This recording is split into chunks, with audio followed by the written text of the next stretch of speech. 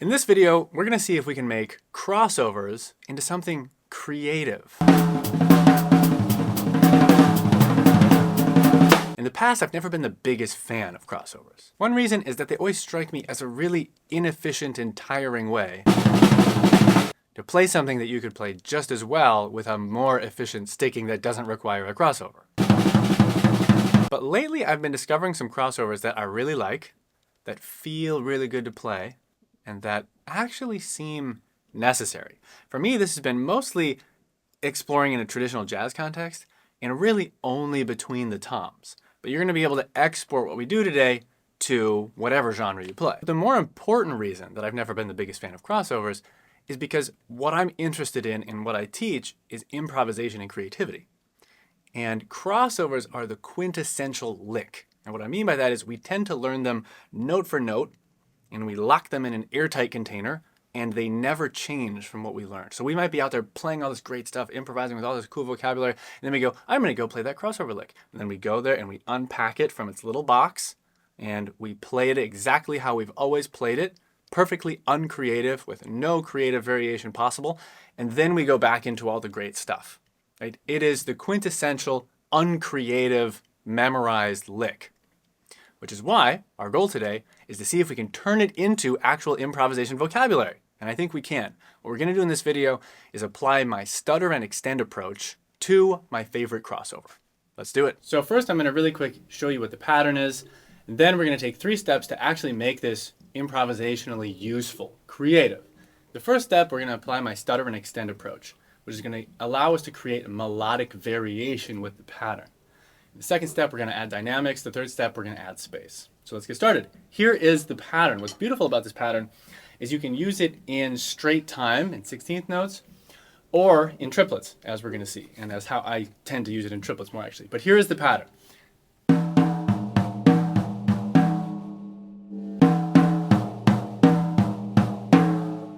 And you can kind of think of this as 2 little parts here. You can think of it like this first part, we just go da-da-do-do down the toms. Do-do-do-do. And then the second part, we start playing a sort of like group of 3 thing where we go right, da, do, do, 1, 2, 3, 1, 2, 3. Except we cut it off right away. We just go. But the fact that that's a little 3 there is going to be useful in a moment. So we've got this pattern. It's 8 notes. And if we just loop it in straight time here between the toms like this, it's pretty straightforward because 8 notes, it lands us in the quarter note or the half note, depending on how you're thinking of this. It's very square and very nice. So it sounds like this: 3 and a 4 and a.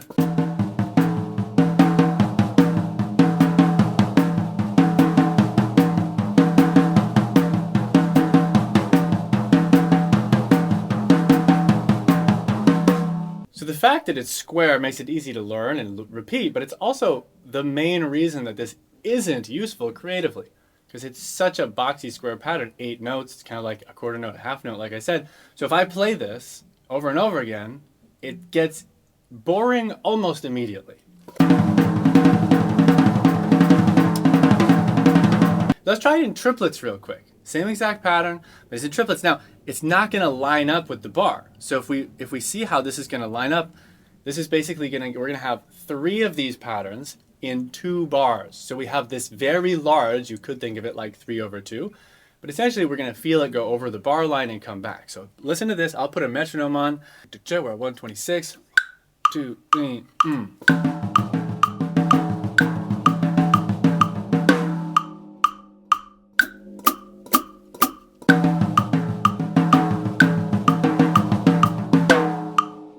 So that strong accent, you can hear I loop this pattern 3 times in 2 bars and triplets, and that lands me back on 1. Now, this is nice. So in triplets, this pattern already has something a little bit more special. There's a little bit more je ne sais quoi about this pattern because it's not so square. It moves itself through the grid. It has this big polyrhythm that it's creating. So that's good to know, that in triplets, this group of 8 patterns that's a crossover, is going to be more easy to sort of disguise, if you will, to make feel fluid and creative and interesting. So that's the pattern. Now let's take our first step, step 1, apply the stutter and extend approach. So with the stutter and extend approach, I have a full masterclass on this on YouTube if you want to really dive in deep. But basically what we do, we take a pattern. and we take a segment of it and we repeat it. And when you repeat that pattern, you're sort of like a DJ is going like doom do do ga do do doom do do ga ga ga ga ga doom do do ga do do do do do do do. They have that skip and repeat button. I'm not a DJ, I don't know what it's called, but I call it the stutter. So that's when you take a smaller part of the pattern, you repeat it over and over again, which has this effect of stuttering it, and this allows us to create melodic variation.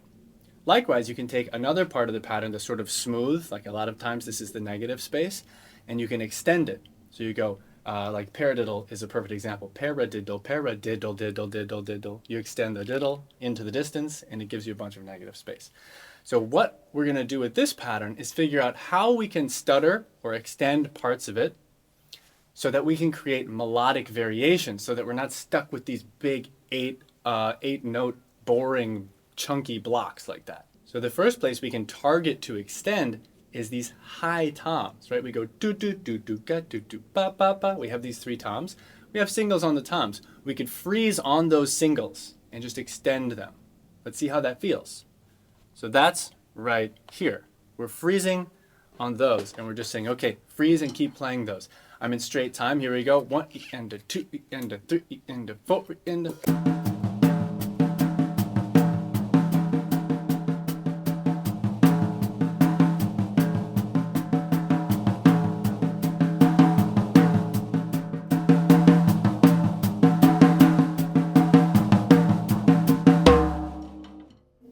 So what starts to happen here, we start to go down, we start to enter the pattern in different places, right? It's not always on the end of one and. We're not going boom, ka. Sometimes, since we're pausing here and we're trying to keep it sort of random durations, we go down into that pattern. So what we end up doing is shifting the pattern around within the bar. So we're already getting something new from this that we weren't getting before. Now this can confuse the ear, which is a great reason to put the metronome on and mark 1. So here's what it sounds like when I do this again.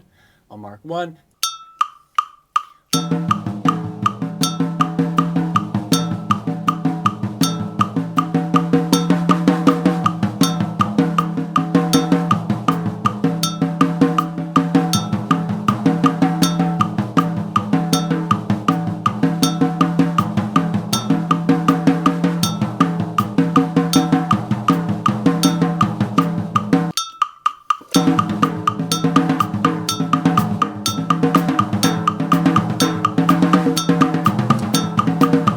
Okay, so we're starting to get some melodic variation. That's nice. Let's look at other places we can extend. We can also just extend this low tom, right? We've got these 2 low toms here. We've got 2 low toms here. But the way I think of this is that they're either, we do this like do do ba, right? So either before that high tom reach, doom doom ga, or after the reach, doom doom ba, boom boom boom boom. So let's take these ones that are before the reach, these ones. Let's extend there. So if I do this slowly, we're going.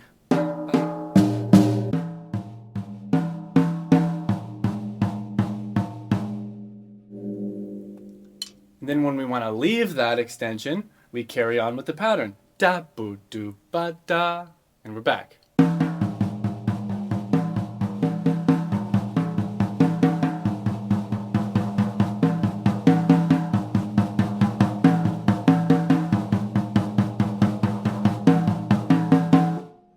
Likewise, you could do the other 2, these 2.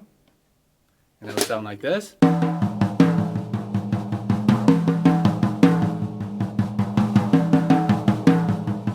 So now let me put the metronome on.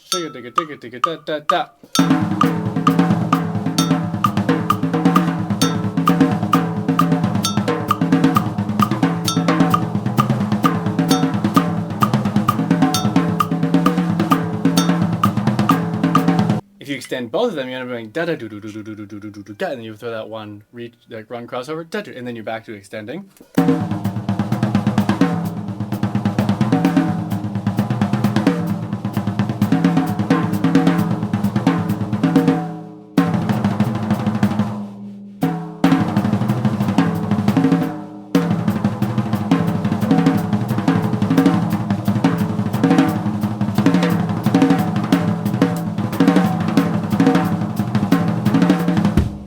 The last bit you could think about now, stuttering instead of extending, is just taking this high, low, low, right? Tom 1, tom 2, tom 2, do, do, do, do, do, do, do, do, do.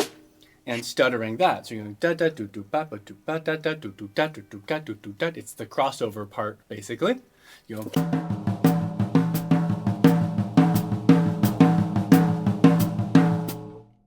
etc. And then you're back into the pattern and you return.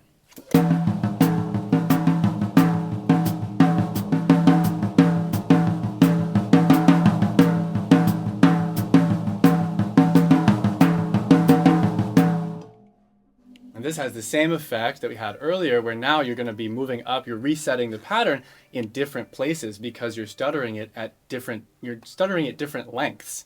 So you keep adding these, and what that means is when the pattern is sort of like truncating and extending, what that means, in musical terms, is that the melody is changing. So you're able to keep thinking, right? This is one of the main maxims of my teaching of improvisation, is you have to keep thinking simple thoughts while your playing gets progressively more complex. Think simple thoughts, play complex things. So in this case, you're going to be thinking of one pattern and a couple different ways to stutter and extend it, and the audience is going to receive an enormous amount of melodic variation that seems like so much more that you can't possibly just be thinking of this one pattern and doing a few simple tricks with it. It's going to come across, right, exponentially more complex than it is in your mind because you know the rules of the game that you're playing, but no one else does. So now, I can stutter that group of three, right? I just showed what that sounds like, but one more time with a metronome. It's a little bad. 113. Check it, 1, 2, here we go.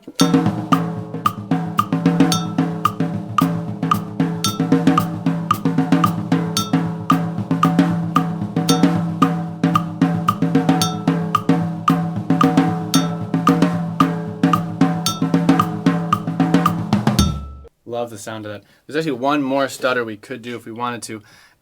Let's use yellow. We could just take this little you could take either the right-left right here and stutter that, or this right-left. If we take the first one, what does that sound like?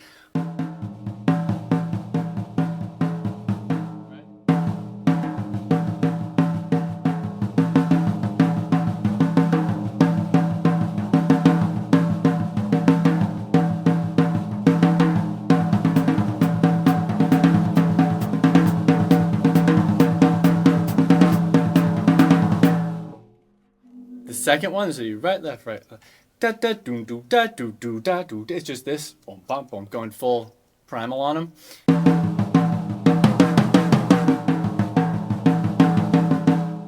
What you're gonna get is those left hand upbeats there.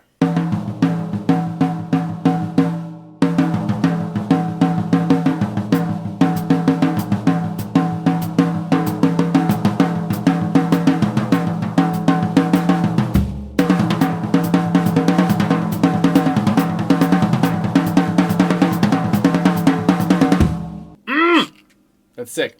Now, we've isolated each of these stutters and extends, but at the end of the day, you want to be able to choose at will on the fly which stutters and extends you're doing, right? So maybe you're going da da do do ba ba do ba ba ba do ba ba. Phrase in the high tones da da da da da da do do ba ba do ba ba do ba ba. Stuttering that da do do ga do do do do on the low tones do ga ba back to the normal pattern. Do good da ba do go ba ba da da go da boo upbeats ba da ba do but downbeat to upbeat to threes three extend the floor tones, extend the high tones, extend the floor tones, right? Then you can also just break the pattern, right? You can just go floor tones to high tones to floor tones to high tones to floor tones to the three. Like you're like mixing up the elements now, sort of breaking them apart. That's not the stutter and extend approach. That's kind of like an additional thing. But if we stick to the stutter and extend approach, now you're in my head. And I'm going to use all of the options that we just talked about. And I'm going to play. I'm going to try to, let's do this really quite slowly. And just, you know what I'm thinking. I'll try not to let myself wander anywhere else. Listen for what we talked about. The freezes on the high, the low tom, the group of three, the do-da, the upbeats, the downbeats, all that stuff.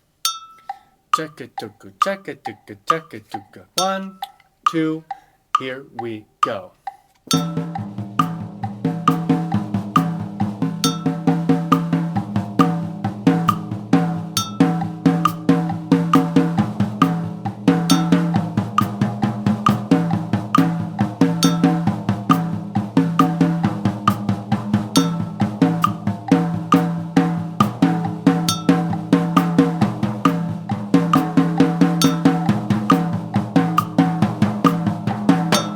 142. Digga, digga, digga, digga, da.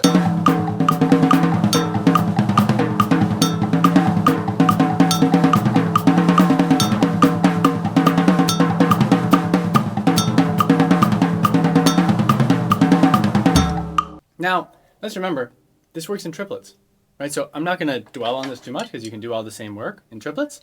You might actually find it weirdly easier in triplets because it's less weird to move it off of the downbeat. But let's think about this in triplets. 129. Listen to me use the same exact tools. I'll slow it down a little bit actually. 197. Same exact tools in triplets now. You know what's in my head. Check it, here we go.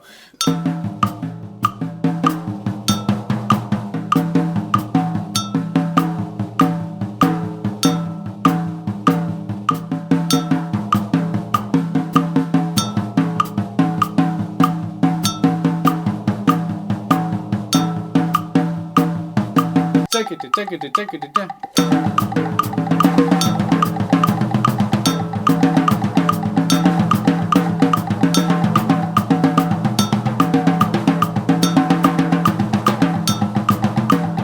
All the way up to who knows how fast.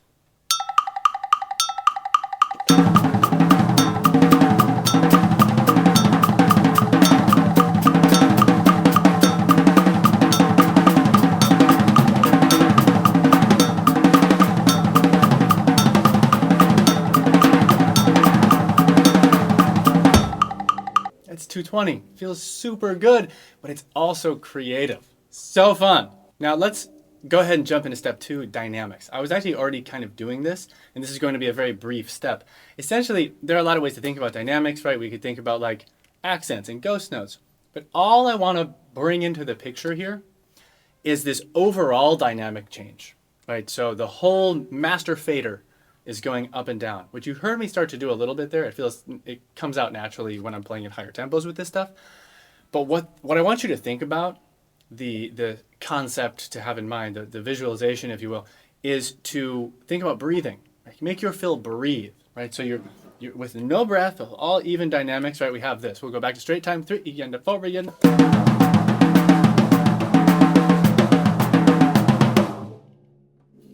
But now I'm going to let the dynamics undulate a bit, and you'll feel this sort of breathing effect, right?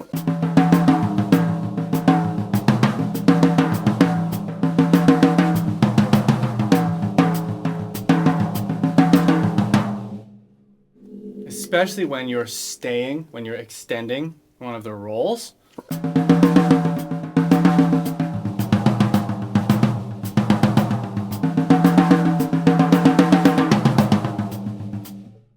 And these can happen sort of like quick breaths.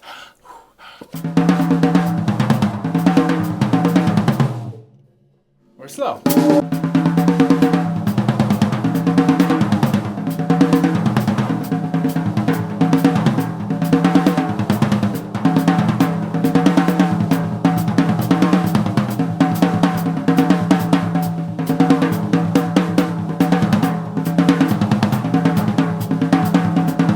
So that's dynamics. Let's take our third step here. Let's think about adding space. And again, this is one of the areas where the deepest dives of teaching and learning is. It often gets overlooked, but this is where some of the most creative exercises come to be. Right? As a teacher, some of the ways that I've thought of to help students practice adding space in creative ways are some of my favorite ideas, mainly because the music that they create, it takes your playing really past this threshold into this area of sounding and feeling free and genuinely expressive and natural and really sort of just like professional in a way. But let's just look at 1 or 2 ideas here that we can use for adding space. The first one, sort of in the spirit of the stutter and extend, but it's not the spirit, but it's not exactly the same thing. We're going to take our pattern, da da boo boo ba ba do ba, and we're going to take just the beginning, right? And we'll decide how far we get into it over and over again. We're going to keep starting at the beginning and then stopping. And then starting and stopping. Starting, playing more of the pattern, stopping. Starting, stop, start, stop. So we always start at the beginning, but the creative decision we're making is how far into the pattern do we go? And then when do I start the pattern again? So this is what it's going to sound like if I do this in straight time. You'll be able to follow it here. 3 and 4 and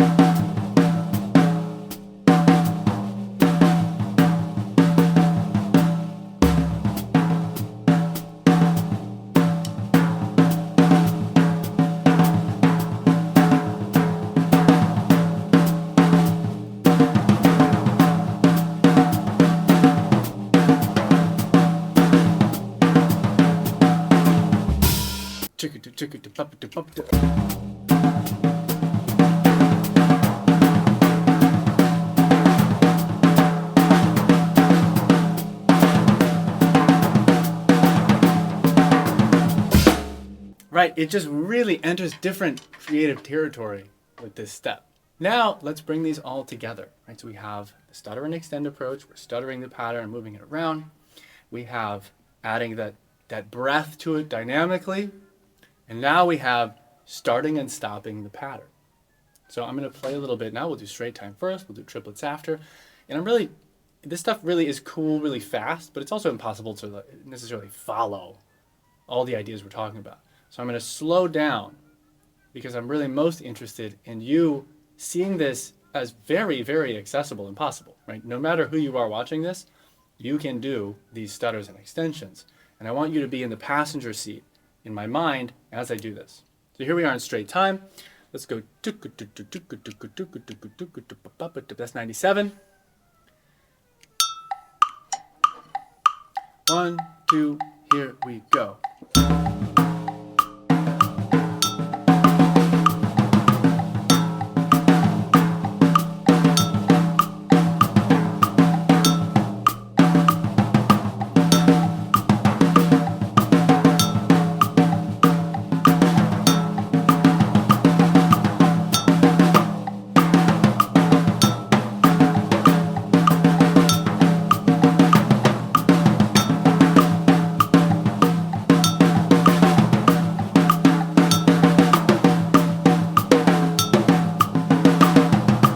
Triplets, it's 109.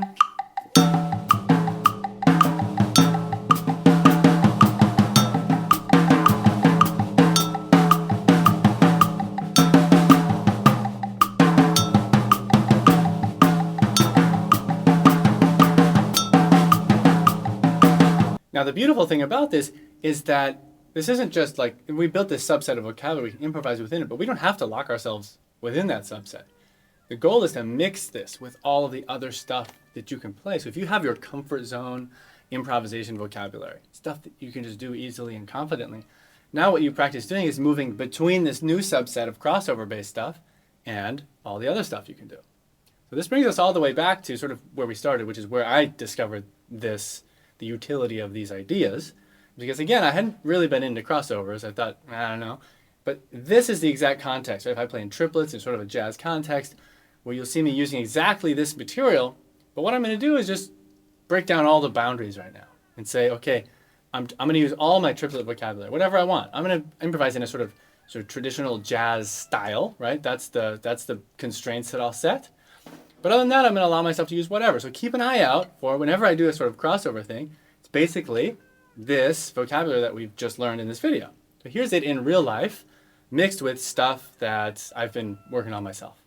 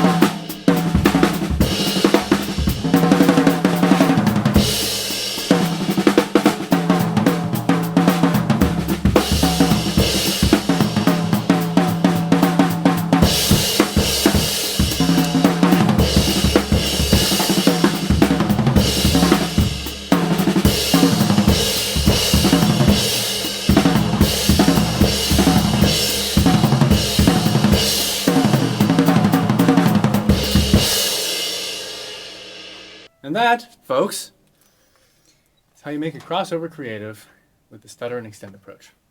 Thanks for watching. See you in the next video.